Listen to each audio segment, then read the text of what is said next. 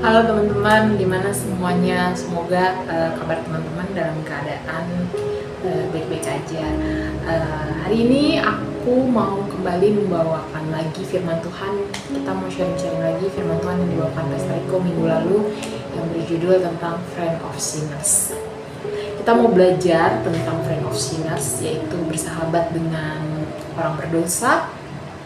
Kita mau lihat dulu minggu kemarin bagaimana budaya menginjili, yaitu budaya penginjilan yang dikatakan atau menurut Charles Spurgeon tentang budaya menginjili, yaitu adalah jika orang berdosa dikutuk, paling tidak biarkan mereka melompat ke neraka, melewati mayat kita.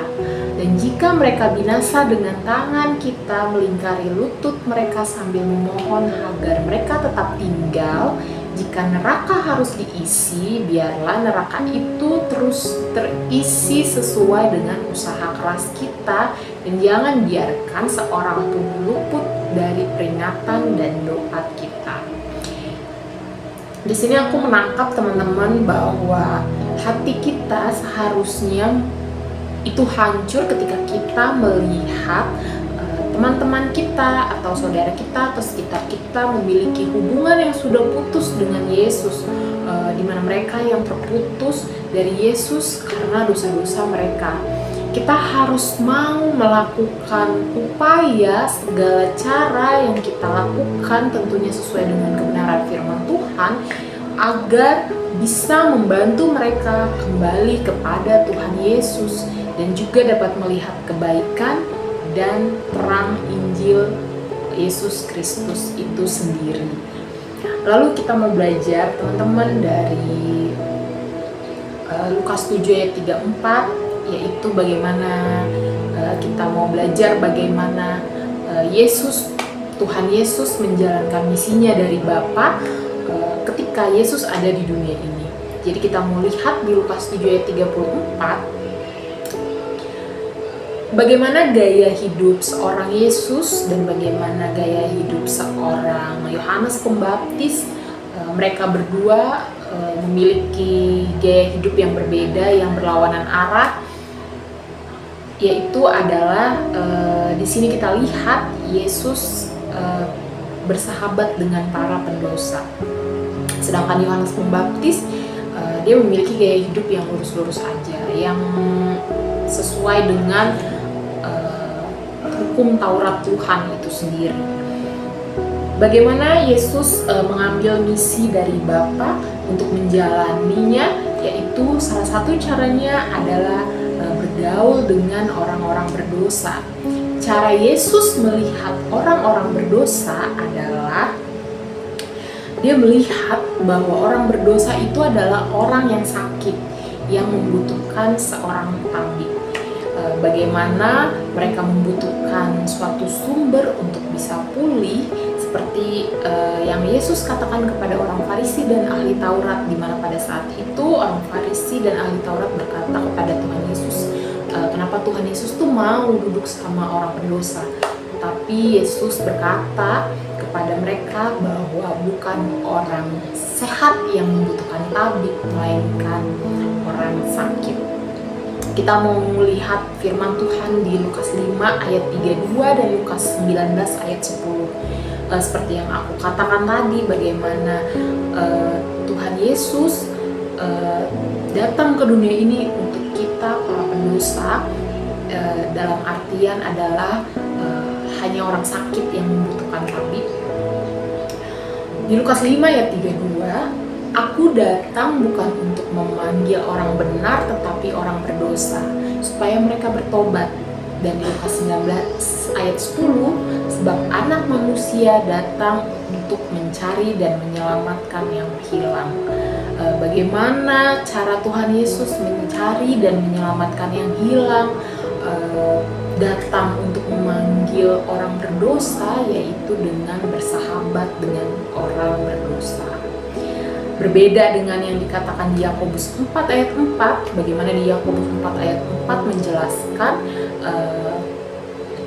kita tidak boleh memiliki persahabatan dengan dunia ini.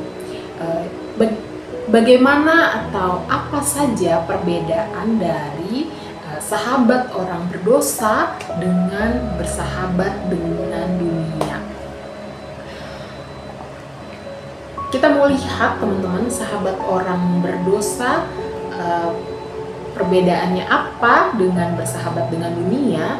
Secara konteks di sini bersahabat dengan orang berdosa itu kita mengasihi mereka tanpa syarat, sedangkan dunia melihat sebaliknya. Dunia melihat orang berdosa itu tidak layak untuk dikasihi, apalagi diampuni. Lalu tujuannya memperlihatkan kebenaran bahwa kita memiliki harapan baru di dalam Tuhan Yesus Kristus. Tetapi ketika kita bersahabat dengan dunia mendapatkan pengakuan diri kita, kepuasan diri sendiri, supaya kita mendapat pengakuan yang menyebabkan kita mengabaikan kehendaknya Tuhan. Lalu respon terhadap dosa, kalau kita bersahabat dengan orang berdosa, responnya adalah mengakui kelemahan kita, bahwa kita adalah manusia berdosa dan kita butuh Tuhan. Kita butuh diselamatkan, kita butuh komunitas sekitar kita yang mengatakan apapun diri kita tetap dikasihi Tuhan dan tetap berharga di matanya. Tetapi persahabatan dengan dunia adalah membenarkan dosa. Lalu dampaknya apa? Dampaknya menyadari kebenaran, yaitu bahwa kita harus membawa jiwa kepada Kristus, karena mereka sangat berharga buat Tuhan, karena itu Tuhan Yesus mau mati buat kita. Lalu dampak bersahabat dengan dunia apa? Kita jatuh terhadap kepuasan duniawi yang gak pernah cukup, teman-teman. Kita mau buka kembali firman Tuhan yang tercatat di Yudas 1 ayat 22-23. Kita mau baca dulu. Tolonglah mereka yang mempunyai keraguan, selamatkanlah mereka yang hidup dalam bahaya dari api neraka. Ada sebagian orang yang perlu kamu perlakukan dengan belas kasihan dan dengan rasa takut akan Tuhan. Tetapi hati-hatilah supaya kehidupan kotor mereka tidak menular kepadamu.